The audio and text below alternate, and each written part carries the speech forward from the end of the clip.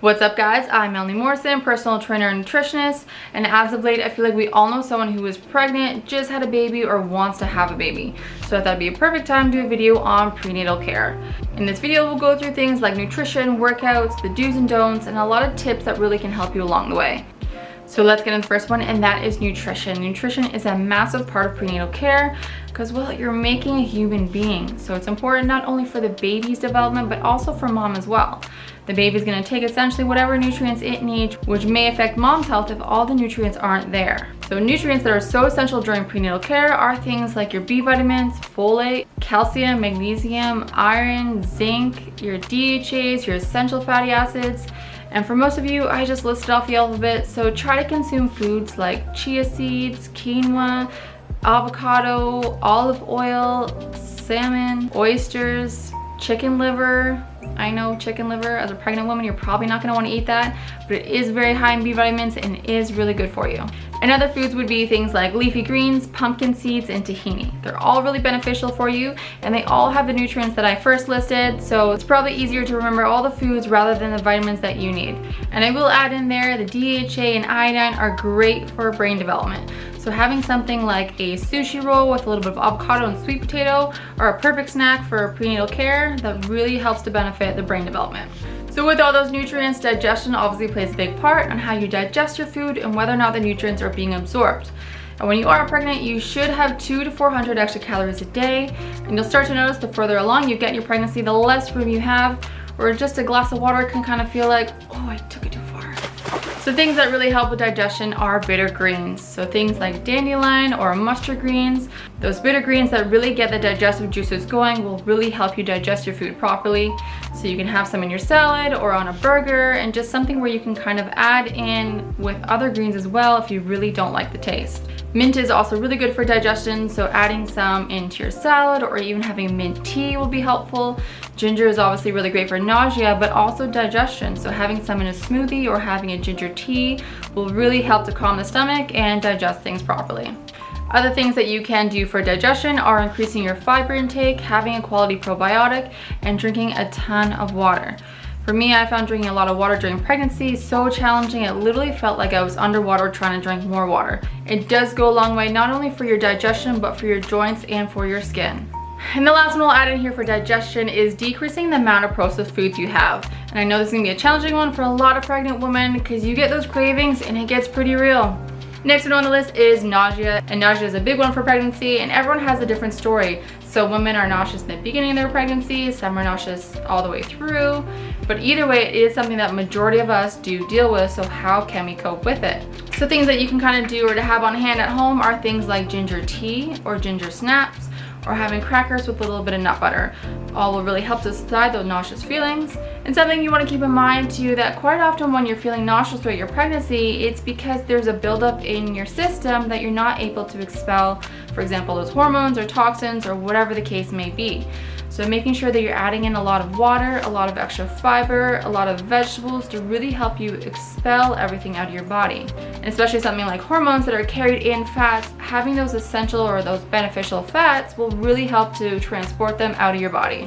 So ways that you can cook or use those essential fatty acids are adding avocado to your salads, or cooking with avocado oil or olive oil, adding maybe hemp oil into your salads or sunflower seed oil into your salads, having those healthy nut butters like almond butter or sunflower seed butter or pumpkin seed butter. There's all ways that you can add in those essential fatty acids that will really help to transport those hormones. And if you are someone who is very sick beyond your first trimester, you may want to consult your doctor or a naturopath to check your homocysteine levels. If they are very high, that may be an indication as to why you're not feeling very well and you're not really being able to expel things out of your body. So next one on the list is skincare or self-care. Now originally when I was writing this up, I just put skincare because usually women are concerned about having stretch marks. But I wanted to put self-care in there too, because when we are pregnant, we spend so much time making sure the baby is okay, which is definitely an important factor, but you also want to make sure you're taking care of yourself too. So things I always had on hand when being pregnant were Epsom salts or magnesium salts. So if I was feeling pretty achy, I could have a bath or soak my feet. I always had a good exfoliant and a good lotion or moisturizer on hand. And just before I had my daughter, I got eyelash extensions. So it was a way for me to practice self-care without really having to do anything. I always felt refreshed, felt like I looked refreshed every morning, and I didn't need to do anything. So here is the shea butter that I use, and they have many different scents. They have the essential oils in it. This one I chose was lavender. I used it once a day, maybe twice or 3 times a day, and I didn't end up with very many stretch marks. The ones I did were pretty faint, and it left my skin feeling super soft, and I still use it today.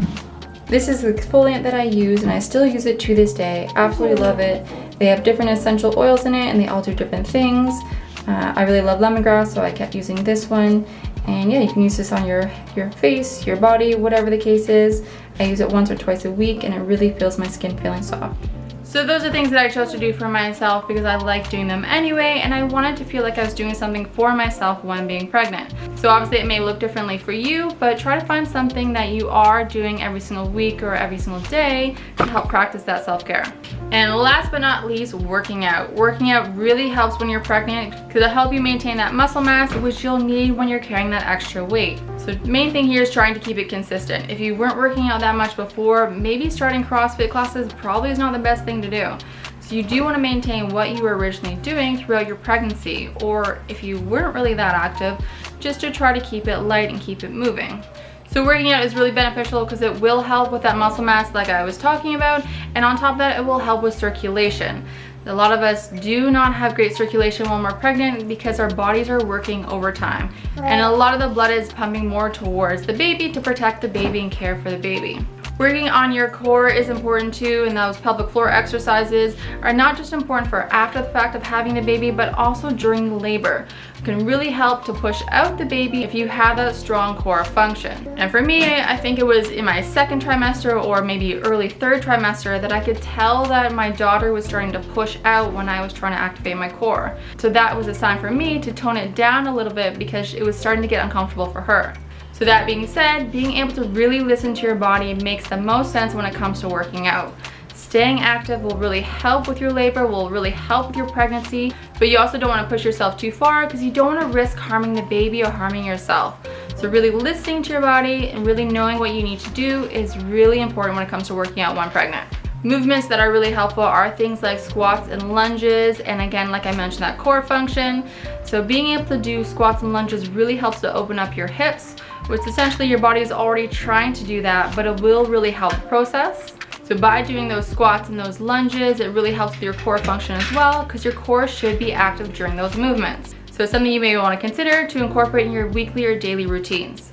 And if you have any questions about working out when being pregnant, please contact me at hungryelephant on Instagram or melanie.morrison@gmail.com. So there you have it. I hope those tips were helpful. If you have any questions, please feel free to contact me, or please leave a comment below. Like and subscribe if you want more content. And again, my name is Melanie Morrison.